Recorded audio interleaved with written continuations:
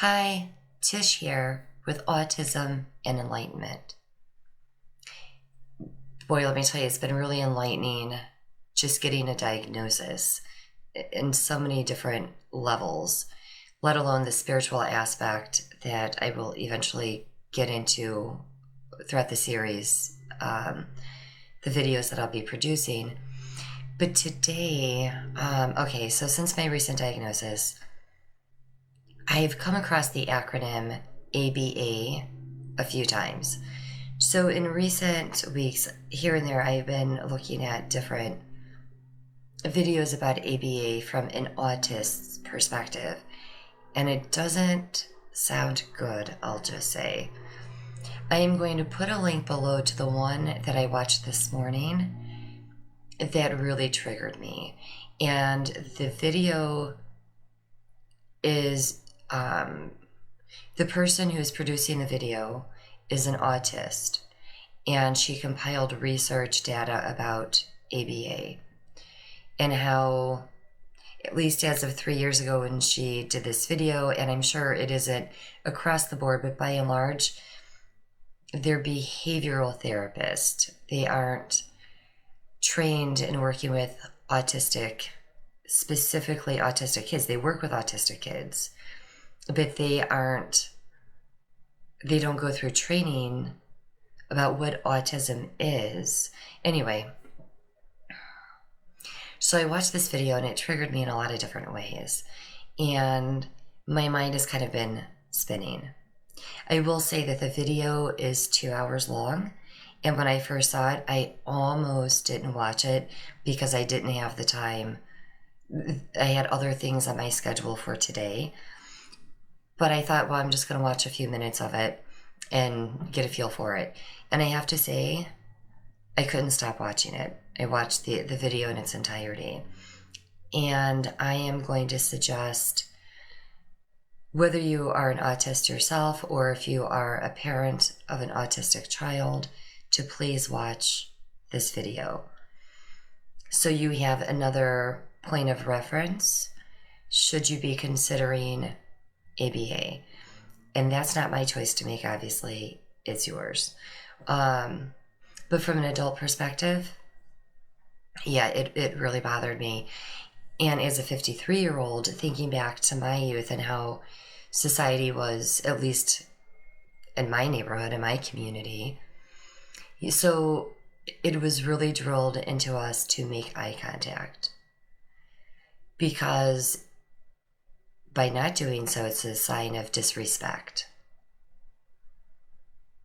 So it was drilled in us, we had to make eye contact. There's also that feeling when I was growing up of, you're here to be seen and not heard. So if we were going to a friend's house of one of my parents, you were to sit still and quiet. If we were going to the store with my mom, it would be, and I say my mom because my dad didn't go shopping. So we had to be very quiet, again, be seen and not heard. So don't dare ask for something, it's not going to be pretty. And it dawned on me a couple of decades ago that when we're doing this as parents, it's about us as the parents, right? Oftentimes, I believe, my opinion, any of these videos, strictly my opinion, it dawned on me as a parent of young children at the time that was about me and not wanting to appear to the people in the store that I wasn't a good parent. If one of my kids were to throw a tantrum or to misbehave, it's like, no, I really am a good parent. It just, it didn't make sense to me back then. So I started to redirect things then.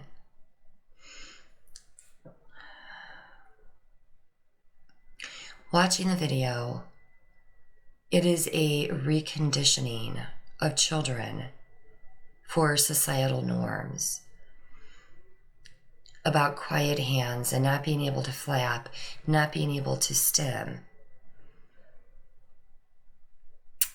And it just really upset me. It is part of who we are. It is part of the way that we self-regulate. And I felt so diminished by watching this video because I have spent decades trying to mold myself into societal norms so that I would fit in. I wouldn't be so awkward or so weird. And it also struck me that, and I didn't do the research on this next point, I wonder how many kids have gone through the ABA program through present day.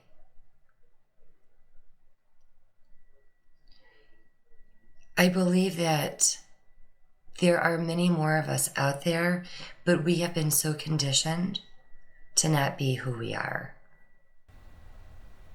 Who we are is valid. Who we are is important. And I wish that we would get to a point in society where everybody could just take off their mask. By and large, no, people should be able to take off their mask and to be who they are, to normalize that if a child in the grocery store is having a tantrum, we as the bystanders don't know if they're having a tantrum or if this is a meltdown, which means it's none of my business if I witness that happening. And I'm going to be honest with you. Through my experience out shopping or at the grocery store, I tend to judge the parents more than I do the kid. When I hear a parent saying, "Stop crying," or if a young toddler just fell and it caused them pain, "Oh, it doesn't hurt that bad, suck it up." It is a suppression of one's natural emotion response. Those kinds of things I have found myself judging fairly or unfairly of the parent, not because the child is crying, but it's the parent's response to the child. If we can do better as a society to not judge, as I did, I own that, to not judge, so maybe the parents could feel more free to just allow their kid to have their meltdown at the store without feeling judged, because we are a very judgmental society. And maybe stopping and ask the parent, is there anything that I can do to help? Maybe the child, I know for myself when I'm in meltdown mode, for me in particular, there's nothing. Just let me be. I need time to regulate, to possibly process through things. And I don't want to be talked to. I don't want to be touched. Just leave me alone. So I don't know if it would be helpful to the child or not, but to ask the parent or to walk away without judgment. Because I really think a lot of what we've been dealing with is the fear of judgment of others, that I'm going to look like a bad parent if my child is behaving in a particular manner. So first, we as adults, to quit worrying about other people's judgments, whether they are mine or somebody else's, because one could be like, well, this is a pretty judgmental video, then just discard it. But these are my opinions. This is my observation from my experiences. Don't force kids to have eye contact, especially if they can understand better by looking at the person's mouth. We're not doing them any favors by forcing them to look somebody in the eye. And maybe by looking that person in the eye, they feel uncomfortable. They feel something uneasy about that adult that they're looking at, that they don't want to look at, Because I know I've had that experience even as an adult. If a child is having a meltdown, if they are overwhelmed, overstimulated by the grocery store, all the sounds, all the lights, the noises, the smells, for us to recognize as a society, that's okay. Having an acceptance of that. And for myself, like, I want to be able, if I'm trying to find an item and the store doesn't have it, and I'm standing there looking blanketly at a shelf because I'm trying to figure out what the alternative is going to be, I start getting anxious thinking, are people judging me because I'm just staring blanketly at this shelf? And then the anxiety builds and builds. I'm not going to do that anymore. I don't care if somebody judges me because I'm standing there, whether it's for 1 minute or 15 minutes, until I can figure out what that alternative, if any, will be. Maybe the alternative is a different store. But having the time without feeling anxious about somebody else's judgment, I'm just not going to let the judgments affect me anymore. If I start getting anxious and I start flapping, again, as an adult, all these years, like, well, that's weird, of quieting down my stimming because I'm getting anxious for whatever the reason may be, I'm not going to care anymore. Don't care. Because if, one, I've learned that I can take other people's judgments. Two, okay, and I'm pausing on that because it's how my brain works, right? I have had my battles with other people judging me throughout my entire lifetime. I have, throughout my adulthood, learned how to care less about that, but the behaviors, not so much, because it seemed like that was just like too weird, right? No more. I don't care. I just don't care about the judgments. If I need to stim, I'm going to stim. And maybe, just maybe, by being my true authentic self when I'm at the store, another autistic person might see that and feel comforted. Because I think I would, of knowing that this is okay. It's okay to stare blanketly at the shelf. It's okay to stim because of the overwhelm of the noise, the lights, again, the smells, whatever it may be for the individual.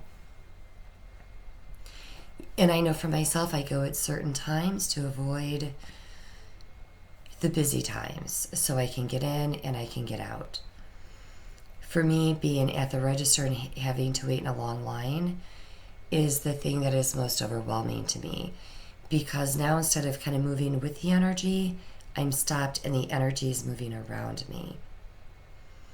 So that's where I am more apt to take out my cell phone, look at social media, look at my email, and I'm really not doing anything besides finding a diversion until I can start placing my things on the conveyor belt. And I'll still do that because I'm so uncomfortable in that moment that becomes my way to stim while I'm in line. So, yeah, again, watching this video really triggered me.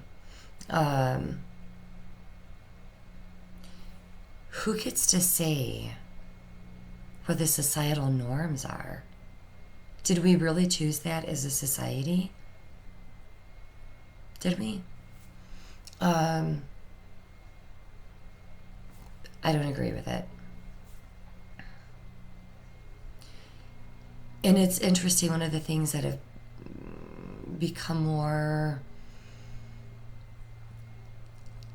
in my focus these days is how, as a society, it's like love is supposed to be presented with a certain energy.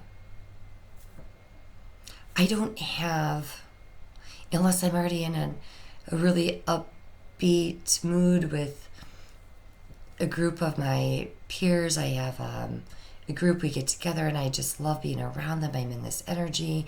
And then it's easy to show my love in an upbeat, animated way.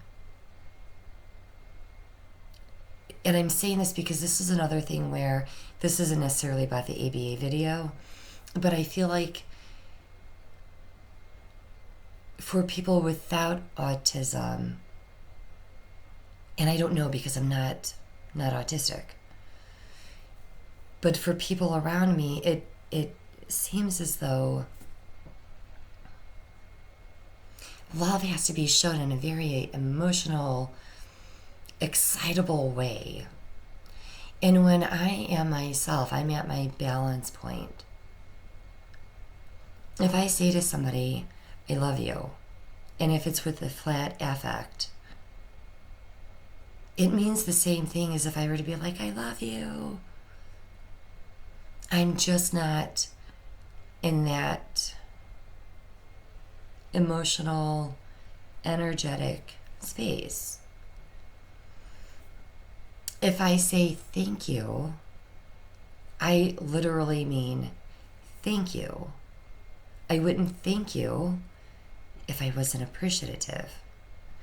But it's like there has to be this, for some non-autistic people that I know, if I'm not saying how grateful I am with a certain level of emotion, then I'm not really saying it. I'm just saying it to say it.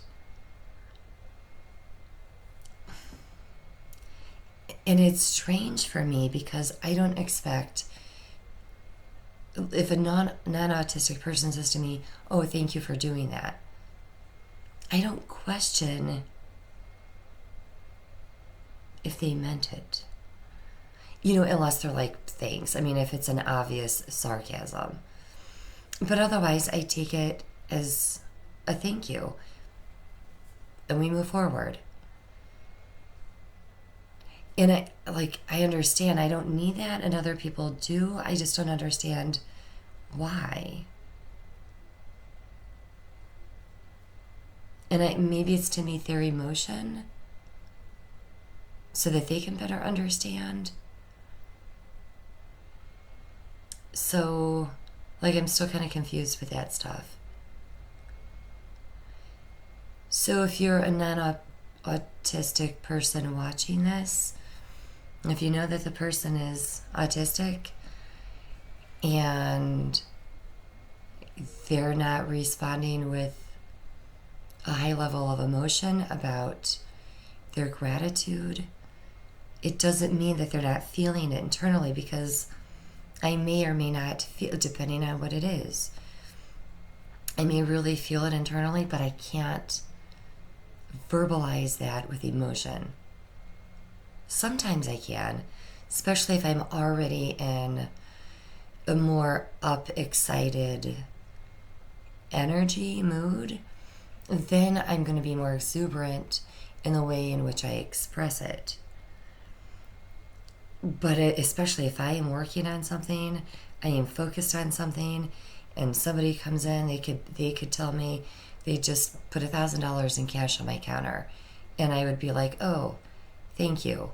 In fact, I probably wouldn't even respond right away because I'm in my focused energy, and I want to finish up my thought before I respond. And so people have found me rude for that. Like, you don't even respond right away. No, because I'm finishing a thought in my mind. And it doesn't mean I'm trying to be disrespectful to the person who put the $1,000 in cash on my counter. My brain is finishing its processing. And then when I get that pause point, then I can turn and say thank you. But I'm still in the focused energy of what I'm doing, which means I am probably going to respond in the energy by which I am focused on whatever it is that I'm doing. So again, it's not about not being respectful. I'm just, my brain is in this mode. And then it may take me hours or a couple of days later to really feel the excitement of the $1,000 cash on the counter. And it's weird because sometimes, like, when I finally feel the emotion of that $1,000 on the counter, I feel like my timing is off, right? Like I miss the moment. So, and no, nobody's ever put $1,000 cash on my counter, but just kind of using it as an example. So it's not that we mean to be rude or disrespectful. And then, like, even as I'm saying this, I feel like I'm kind of tired of explaining myself. But it's like I have to explain myself because society expects a particular reaction for any given action, right? For every action, there's a reaction. And so I react with a thank you, but it's not good enough. It's not emotional enough. There isn't enough exuberance with it. I don't know. So, as the title of this channel implies, Autism and Enlightenment, my personal journey, I am logging this. I don't know how I'm going to feel a year from now, but right now this is part of what I'm grappling with, is who came up with these societal norms to begin with? Who decided that certain behaviors were appropriate and others were not? Some of us learn better in different environments, period. And I would guess that would be even those that aren't autistic. But it's fitting into societal norms, right? And I always did well in school. I knew what was expected of me, not only from my teachers, but from my parents. And that was okay. But when I had gone through the day of suppression, so where, like, I may be shaking my foot, but keeping it at a very minimal pace so I don't get the attention brought upon me, using my hands to stim under my desk so that I don't bring attention to myself, or other ways in which I would hide stimming, that then it's like I take the day of being contained in school and I come home being the youngest of 5, and then I have the energy of my siblings and then the energy of my parents and being raised in a dysfunctional home like many of us have. And so all the energy and the emotion that surround said dynamic, and what to do with that. And I'm coming to realize how much, like, that didn't help me. As an adult autistic person, suppressing myself for all of these years has been a detriment.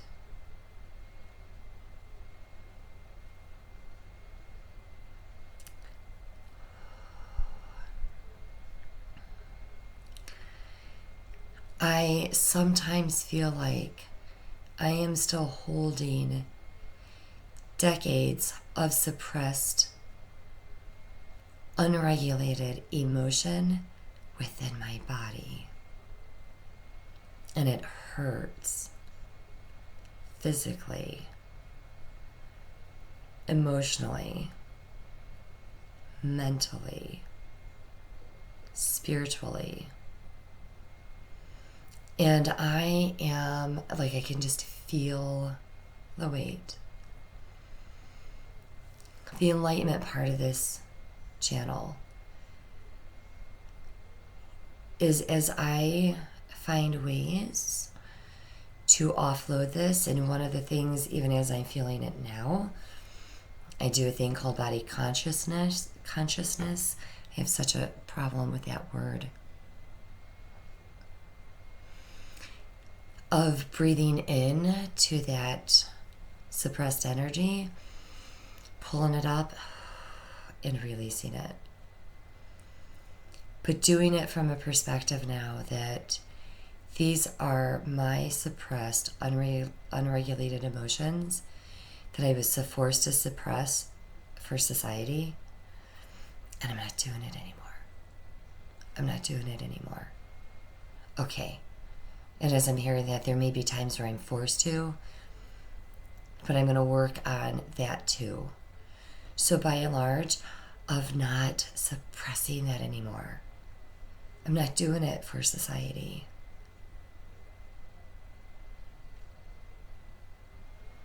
I care about humanity deeply. I have always been a good person. Though I've done things that I'm not proud of because I'm still human and I've made plenty of my own mistakes, at the core of who I am, I'm a good person. I don't need fixed. I sure as hell don't need to be suppressed. Because the love that I feel so incredibly deeply for other people and really for humanity, there's this aching in my being for humanity. When we don't treat each other with love and respect and kindness, it physically hurts me.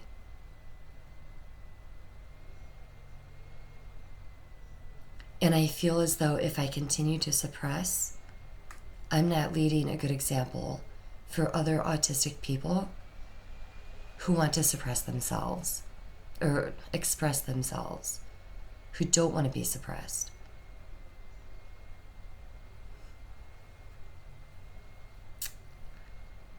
Love me or hate me, think of me neutrally. This is me. And I'm going to continue to love deeply. I am going to continue to be me, and sometimes that means I'm going to come off as rude because I'm speaking the truth as I perceive it, or I'm speaking the facts of what the facts actually are with evidence. I'm going to be me. I'm going to work on not allowing society to suppress me any further. So I'll see in a year, what that looks like. But okay. Back to the ABA video to wrap it up. I highly suggest watching it, especially if you are a parent of an autistic child and you yourself are not autistic.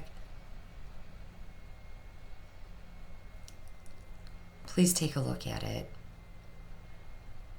A warning, it is triggering. It triggered me. It's why I'm doing this video. But I also think that it was, for me personally, it was worth being triggered because it got me to express this video. If you get into it and it triggers you, not that my opinion matters to you, but I would understand somebody not wanting to watch it. But if you're only not watching it because of it being 2 hours long, I'm going to ask for you to find the time to watch it and gain your own perspective. And maybe ABA has really helped some people. But I guess my point of this video is that it's behavioral. That's what the B stands for, right? How much do we want to suppress our own behaviors, our children's behaviors? Because I know for myself, I've had a big issue with identity. You know, who am I? Spending my adulthood figuring out who I am and having this missing piece until lately. And now with this missing piece, I get to explore that even more unapologetically. So if you watch this video in its entirety, thank you. I appreciate it. Any comments, please leave them below, and please be respectful with the comments. And I know I kind of said that with an attitude. Oh, look, I was about ready to apologize for my bluntness. I'm not. I'm not going to apologize. Because I think by and large, people are good and their comments will be respectful. It's for those specific individuals, and you'll know it when you hear the words, please be respectful in the comments. Okay? Until next time, be well.